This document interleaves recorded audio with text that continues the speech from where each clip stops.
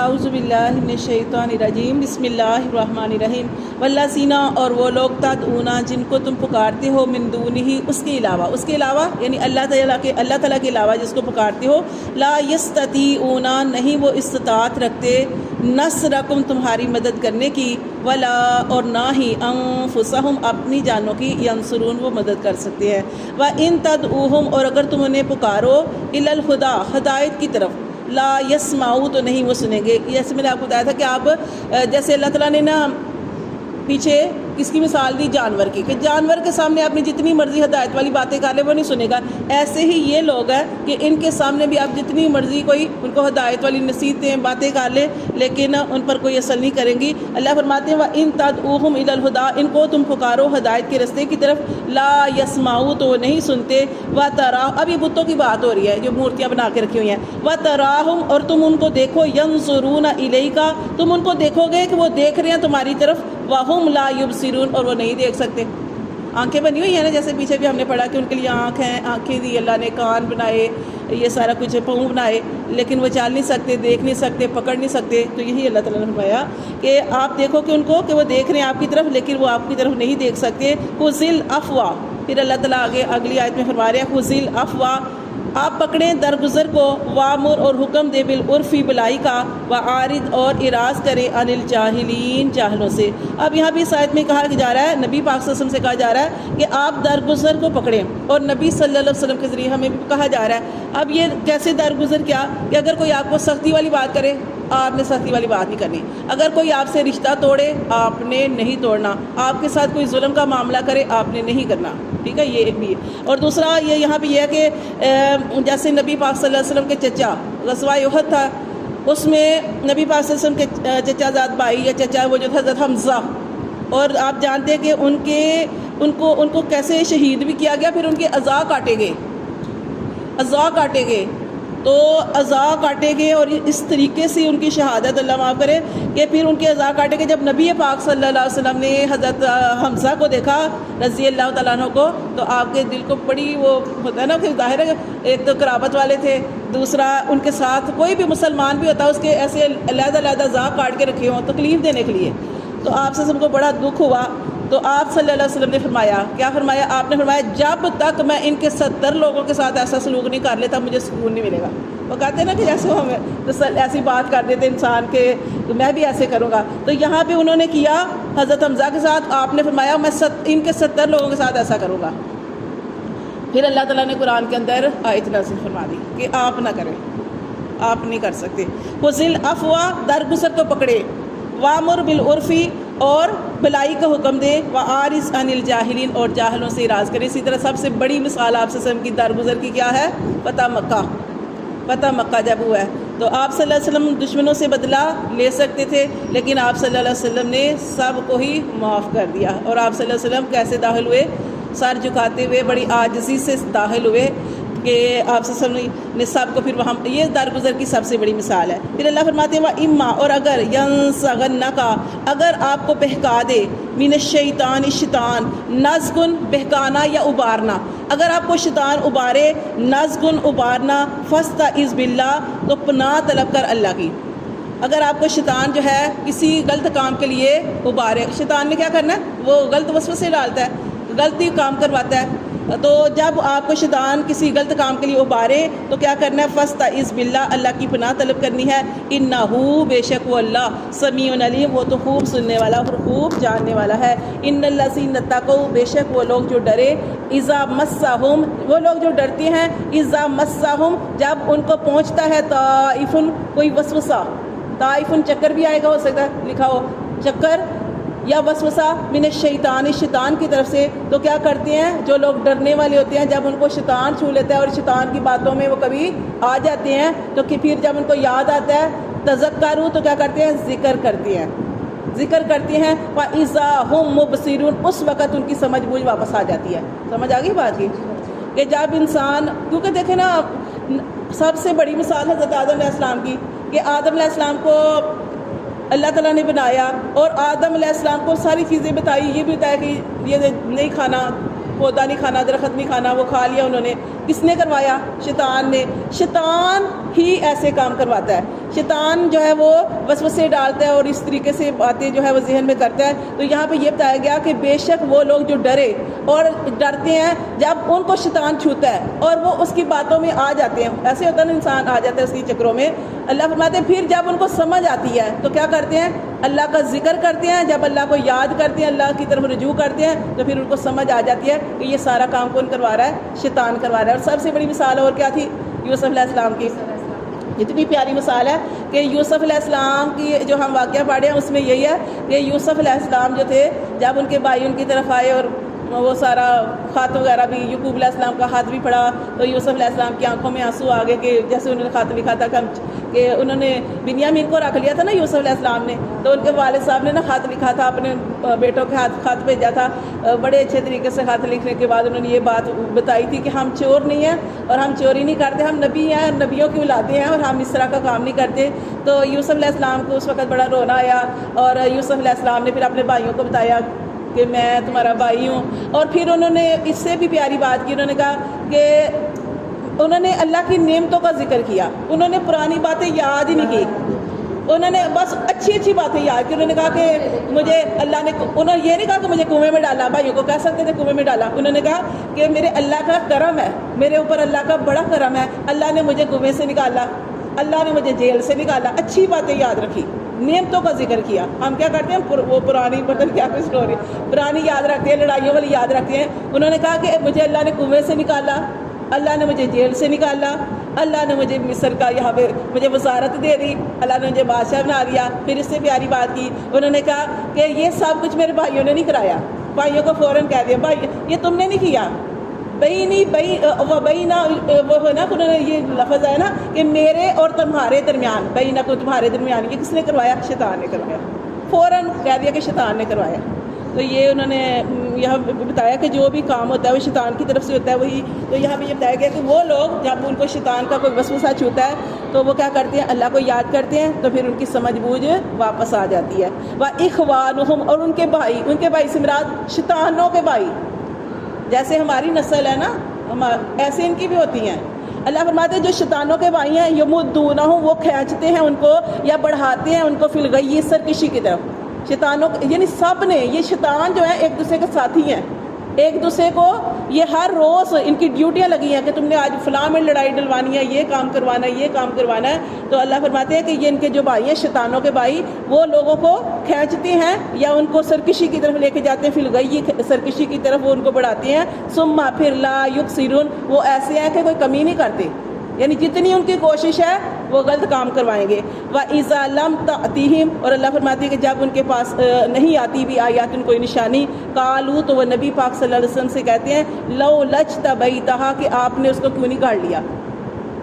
دیکھیں جیسے نبی پاک کوئی بھی اس سے پہلے نبی پاک صلی اللہ علیہ وسلم سے پہلے جتنے بھی نبی آئے، کوئی نہ کوئی، ہم پڑھ رہے ہیں قرآن کے اندر کہ معجزہ لے کے آئے تھے. کسی کے پاس کوئی معجزہ، کسی کے پاس کوئی معجزہ. اب نبی پاک صلی اللہ علیہ وسلم بظاہر معجزہ کوئی نہیں لے کے آئے، لیکن آپ صلی اللہ علیہ وسلم کی پیدائش ہی سب سے بڑا معجزہ تھا کہ جس طریقے سے آپ صلی اللہ علیہ وسلم پیدا ہوئے، یہ بھی بہت بڑا معجزہ تھا. پھر وہ جیسے بادل اندر آیا اور کیسے اس کے اندر سے آواز آئی، یہ سارا کچھ. تو یہ آپ صلی اللہ علیہ وسلم کا اس دنیا میں آنا سب سے بڑا معجزہ تھا. اور پھر آپ صلی اللہ علیہ وسلم بظاہر تو کوئی معجزہ نہیں لے کے آئے، لیکن آپ صلی اللہ علیہ وسلم کے کتنے ہی آگے معجزے ہوئے کہ آپ صلی اللہ علیہ وسلم نے کنویں میں اپنا لعاب دہن ڈالا، وہ کنواں جو تھا میٹھا پانی بن گیا. یعنی کہ کتنی آپ صلی اللہ علیہ وسلم کی بہت ساری چیزیں ایسی. ہاں جی، جیسے ایک صحابی تھے حضرت جابر، غالباً میرا خیال وہی تھے رضی اللہ تعالیٰ عنہ، کہ آپ صلی اللہ علیہ وسلم غزوہ خندق کے اندر تھے اور خندقیں کھود رہے تھے. تو وہاں پہ کیا ہوا، وہاں پہ صحابی نے دیکھا، حضرت جابر رضی اللہ تعالیٰ نے دیکھا کہ نبی پاک صلی اللہ علیہ وسلم کو دیکھ کے لگا کہ جیسے ان کو بڑی بھوک لگی ہوئی ہے. تو انہوں نے کیا کیا کہ وہ انہوں نے نا، ان کے دل میں خیال آیا اور وہ ان کا گھر پاس تھا، تو بیوی کے پاس گئے اور کہا کہ مجھے لگتا ہے کہ آج نبی پاک صلی اللہ علیہ وسلم کو بہت ہی زیادہ بھوک لگی ہوئی ہے، تو کوئی کچھ ہے. تو وہ کہنے لگی تھوڑا سا آٹا ہے، تھوڑا سا ہی آٹا ہے. اور ان کے گھر ایک چھوٹا سا بکری کا بچہ تھا، چھوٹا سا بالکل. انہوں نے کہا کہ اچھا آپ ایسے کرو کہ یہ آپ کھانا بناؤ تو میں نبی پاک صلی اللہ علیہ وسلم کو دعوت دے دیتا ہوں. اس نے وہ کیا، وہ بکری چھوٹی سی تھی، وہ ذبح کی، بیوی کھانا پکانے میں لگ گئی. تھوڑا سا ہی آٹا تھا، انہوں نے کہا اتنا زیادہ نہیں، بس 2-3 لوگوں کے لیے ہے. تو چلو انہوں نے کہا کہ آپ نا نبی پاک صلی اللہ علیہ وسلم کو بلا لاؤ. تو جب وہ بلانے گئے تو نبی پاک صلی اللہ علیہ وسلم کو دعوت دی. تو نبی پاک صلی اللہ علیہ وسلم اکیلے تو جاتے نہیں تھے, انہوں نے تقریباً 300 سے کچھ اوپر لوگ تھے. تو آپ سے فرمایا کہ آ جاؤ, آج جابر کی گھر دعوت ہے ہماری. وہ صحابی بڑے پریشان ہو گئے کہ یہ بھائی میں نے تو صرف نبی پاک صلی اللہ علیہ وسلم کو کہا اور یہ اتنے 300 سے زیادہ اوپر جماعت ہے ان کو کہہ رہے کہ دعوت ہے. اب وہ نا پریشان تو تھے لیکن گھر گئے. اس وقت عورتیں بھی بڑی سمجھدار ہوتی تھی, تو وہ گھر جا کے اپنی بیوی سے کہا کہ ایسے میں نے تو صرف نبی پاک صلی اللہ علیہ وسلم کو کہا تھا. تو اب نبی پاک صلی اللہ علیہ وسلم تو اتنا بڑا لشکر لے آیا ہے. انہوں نے کہا کہ اگر آپ نے یہ بات نبی پاک صلی اللہ علیہ وسلم کو بتائی تھی اور نبی پاک صلی اللہ علیہ وسلم اتنا بڑا لشکر لے آئے نا تو پھر پریشانی والی بات نہیں ہے, پریشانی والی بات نہیں ہے. ہاں, پھر نبی پاک صلی اللہ علیہ وسلم نے فرمایا کہ جو ہانڈی ہے نا اس کے اندر بھی آپ نے برکت کی دعا کی. جو روٹی بن رہی تھی آپ نے فرمایا کہ اس کے اوپر نہیں ہے جو ہم رکھتے ہیں نا کونا وغیرہ, کہ اس کو نہیں اٹھانا, روٹیاں پکاتے جاؤ, ہانڈی کا ڈھکن نہیں اٹھانا, سائڈ پہ رکھو اور سالن ڈالتے جاؤ, دیتے جاؤ. پھر ایسے ہوا دیتے گئے, وہ سارے لوگوں کو پورا ہو گیا, سارے صحابہ کو پورا ہو گیا, اور کھانا اور آٹا پھر اتنے کا اتنا بچا رہا. تو یہ برکات تھی نبی پاک صلی اللہ علیہ وسلم کی, یہ ساری برکات ہی نبی پاک صلی اللہ علیہ وسلم کی. اب یہ یہاں پہ یہ جو قرآن کی اس آیت میں آ رہا ہے کہ وہ نبی پاک صلی اللہ علیہ وسلم سے کہتے ہیں کہ آپ کیوں نہیں لے آتے کوئی جب نبی پاک صلی اللہ علیہ وسلم کوئی معجزہ نشانی نہیں لے کے آئے تو کہنے لگے لو لجتبیت, آپ کیوں نہیں گاڑ کے لے آئے, کیوں نہیں اپنے پاس سے بنا کے لے آئے. قل کہہ دیجیے آپ صلی اللہ علیہ وسلم انما بے شک میں تو اتبعو میں تو پیروی کرتا ہوں ما یوحا الیہ جو میری طرف وحی کی جاتی ہے میں تو اس کی پیروی کرتا ہوں, میرے ربی اپنے رب کی طرف سے. ھذا یہ بصائر یہ تو سوجھ بوجھ کے لیے ہے, میرے ربی کو یہ تو آنکھیں کھولنا ہے میرے ربی کو تمہارے رب کی طرف سے. وہدن اور یہ ہدایت ہے, ورحمت اور رحمت ہے, لقوم یؤمنون ان لوگوں کے لیے جو ایمان رکھتے ہیں, ایمان والوں کے لیے, کہ جو ایمان رکھتے ہیں ان کے لیے ان کی آنکھیں کھولنے کے لیے یہ ہدایت ہے اور رحمت ہے کہ میں اپنے پاس سے کچھ بھی نہیں کرتا, جو میرے اللہ تعالیٰ کا حکم ہوتا ہے اس وحی کو میں آگے پہنچا دیتا ہوں. وَإِذَا قُرِئَ الْقُرْآنُ اور اللہ فرماتے ہیں کہ جب پڑھا جائے قرآن فَاسْتَمِعُوا لَهُ تو اس کو دھیان سے سنو, وَأَنصِتُوا اور خاموش رہو, لَعَلَّكُمْ تُرْحَمُونَ شاید کہ تم پر رحم کیا جائے. تو یہاں پہ قرآن پاک کے بارے میں بتایا جا رہا ہے. اسی طرح جیسے خطبہ ہوتا ہے نا, خطبہ جمعے کے لیے, اس میں بھی یہاں تک کہا جاتا ہے کہ آپ نے جب خطبہ ہو رہا ہے تو آپ نے اس وقت تسبیح نہیں پڑھنی, آپ نے اس ٹائم قرآن نہیں پڑھنا کہ آپ مسجد میں گئے ہوئے ہیں تو آپ کہیں کہ میں چلو خطبہ بھی سنوں ساتھ ساتھ تسبیح پڑھ لوں, ایسا نہیں ہے. خطبے کو جب خطبہ ہو رہا ہے تو آپ نے ان کی بات دھیان سے غور سے سننی ہے, کیا کہا جا رہا ہے, جس مقصد کے لیے آئے ہیں. اسی طرح جہاں پہ بھی قرآن مجید پڑھا جاتا ہے تو اس کو اگر آپ کو آواز آ رہی ہے تو اس کو دھیان سے سننا چاہیے, کیونکہ یہ کافر بھی قرآن سنتے تھے. اسی طرح نماز جو ہوتی ہے نا, پوری نماز وہ قرآن ہی ہوتا ہے. اب دیکھیں نا جیسے ہم نے پیچھے پڑھا کہ منافق لوگ کیا کرتے تھے, نبی پاک صلی اللہ علیہ وسلم کے زمانے میں منافق لوگ بھی جو تھے وہ نماز پڑھنے کے لیے جاتے تھے کہ کوئی ہمیں یہ نہ کہہ دے منافق ہے, وہ بھی جاتے تھے. اور جب نبی پاک صلی اللہ علیہ وسلم کی محفل سے نکلتے تھے تو ہم نے پیچھے پڑھا کہ وہ کیا کہتے تھے کہ ابھی اس نے کیا کہا, یا نبی پاک صلی اللہ علیہ وسلم کی محفل میں بیٹھے ہوتے تھے تو کہتے تھے کہ کیا پڑھا. تو اسی طرح کچھ لوگ عورتیں نماز پڑھنے آتی ہیں جہاں پہ یہاں پہ آئی ہوتی ہیں, یا مسجد میں نماز پڑھی جاتی ہے تو وہ کہتی ہیں آج کون سی صورت پڑھی تھی. یعنی کہ یہ پتہ ہی نہیں ہوتا کہ ہم نماز پڑھ رہے ہیں تو ابھی کیا پڑھا جا رہا ہے, کیا نہیں پڑھا گیا, یہ ساری. یعنی کہ اللہ تعالیٰ فرماتے ہیں جہاں پہ ہاں وہ نماز ہے یا قرآن کی محفل ہے تو آپ نے اس میں دھیان سے بیٹھنا ہے اور قرآن کو دھیان سے سننا ہے اور خاموش رہنا ہے, خاموشی کے ساتھ سننا ہے. لعلکم ترحمون پھر تم پر رحم کیا جائے گا. یہ قرآن جو ہے رحمت ہے, برکت ہے. اور اللہ تعالیٰ فرماتے ہیں کہ جیسے ہم نے پڑھا بیماریوں کے لیے شفا بھی ہے. کوئی بھی وہ جیسے انہوں نے کہا کہ سورت بینہ پڑھ کے وہ کرتے ہیں, کوئی بھی قرآن کی کوئی سورت, قرآن کی کوئی آیت آپ پڑھ رہے ہیں, آپ شفا کے لیے پڑھ رہے ہیں تو اللہ تعالیٰ آپ کی نیت کے مطابق آپ کو شفا عطا فرمائے گا جیسی آپ نیت کریں گے. کیونکہ یہ قرآن شفا بھی ہے, ہدایت بھی ہے, رحمت بھی ہے, برکتوں کا بھی ذریعہ ہے. یہ ساری چیزیں اس کے ذریعے حاصل ہوتی ہیں. تو اللہ تعالیٰ فرماتے ہیں کہ قرآن کو دھیان سے سنو, وَأَنصِتُوا اور خاموش رہو, لَعَلَّكُمْ تُرْحَمُونَ شاید کہ تم پر رحم کیا جائے. وَاذْكُرْ اور یاد کرو ربک اپنے رب کو, ذکر کرو اپنے رب کا, فی نفسی کا اپنے جی میں, اپنے جی میں بھی اپنے رب کو یاد کرو, تضرعوں گڑ گڑا کر بھی یاد کرو, وخیفتن اور اپنے رب کو ڈرتے ڈرتے یاد کرو, ودون الجہری اور علاوہ آواز کے. ایک ہوتا ہے بلند آواز, ایک ہوتا ہے بلند آواز, جیسے ہم نے پڑھا کہ اللہ کو یاد کرو بلند آواز سے بھی, اور دون الجہرہ من القولی اور بلند آواز کے علاوہ. بلند آواز کے علاوہ کیا ہوتا ہے کہ آرام سے یعنی کہ آستہ آواز میں جیسے بھی اللہ کو یاد کرو. بالغدوی والاصالی صبح اور شام اللہ کو یاد کرو. ولا تکم من الغافلین، ہاں لیکن تم نے غافلوں میں سے نہیں ہونا. اب کیسے اللہ کو ذکر کرنا چاہیے؟ بلند آواز میں یاسا. اسی طرح ایک دفعہ نبی پاک صلی اللہ علیہ وآلہ وسلم اپنے گھر سے نکلے تو آپ صلی اللہ علیہ وسلم جب حضرت ابوبکر صدیق رضی اللہ تعالیٰ عنہ کے دروازے کے آگے سے گزرے تو حضرت ابوبکر صدیق بہت آہستہ آواز میں قرآن پڑھے تھے، آہستہ آواز میں پڑھے تھے. اور پھر آپ صلی اللہ علیہ وسلم آگے سے گزر گئے. پھر حضرت عمر فاروق رضی اللہ تعالیٰ عنہ کے دروازے سے گزرے تو حضرت عمر فاروق اونچی آواز میں پڑھے تھے، قرآن مجید پڑھے تھے. تو آپ جب وہ پھر اگلے دن وہ جو محفل میں آئے، رات کو نبی پاک صلی اللہ علیہ وسلم گزرے، صبح جب محفل لگی تو محفل میں آئے تو آپ صلی اللہ علیہ وسلم نے فرمایا کہ ایسے فلاں ٹائم میں آپ کے گھر کے آگے سے گزرا اور ابوبکر صدیق تمہاری آواز آ رہی تھی لیکن تم آہستہ آہستہ قرآن پڑھے تھے.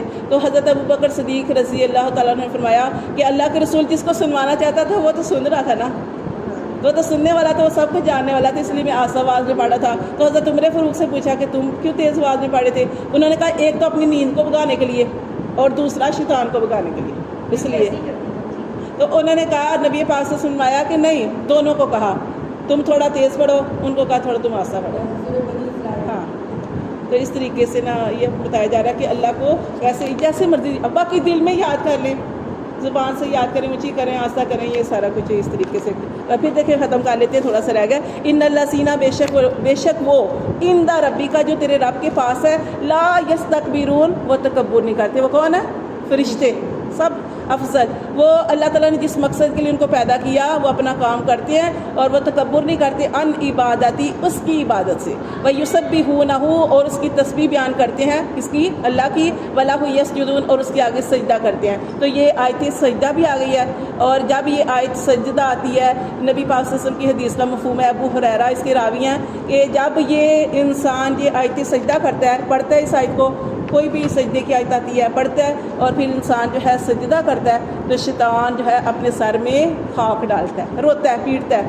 وہ کیا کہتا ہے؟ وہ کہتا ہے اس کو ہوتا ہے یہ کہ انسان نے اللہ کے آگے سجدہ ریزی کر دی، اللہ کے آگے جھک گیا اور وہ جنت میں جائے گا اور میں جو ہے وہ نئی بات مانی اور میں جہنم میں جاؤں گا.